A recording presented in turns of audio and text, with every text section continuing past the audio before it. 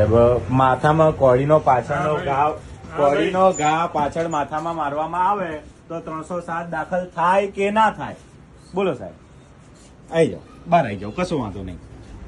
કોળીનો ઘા માથાના પાછળના ભાગે મારવામાં આવે તો 307 દાખલ થાય કે ના થાય? કેમ નથી દાખલ કરવી તમારે? હે સાહેબ, કોળીનો ઘા સાહેબ પાછળ માથાના પાછળના ભાગે મારવામાં આવ્યો છે, તેમ છતાં તમારે 307 દાખલ નથી કરવી, તો તમે કેમ આરોપીઓને છાવરી રહ્યા છો? કેમ સાહેબ, ભાઈ કેમ વિડીયો બંધ કરવાનું? સત્તા છે તમને ના પાડવાની? અરે ક્યાં જેલમાં છે? કઈ જેલમાં છે? કેમ સાહેબ દરવાજો બંધ કરી દીધો? કેમ બંધ કર્યો? બોલો.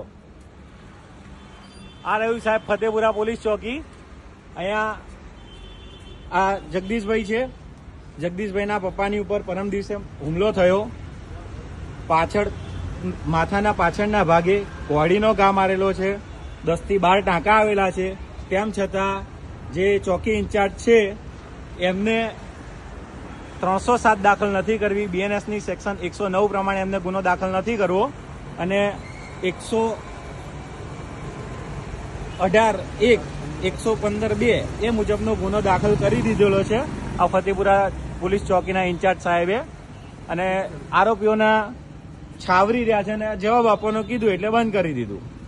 દરવાજો બંધ કરીને અંદર જતા રહ્યા. કેમ અંદર જતા રહ્યા?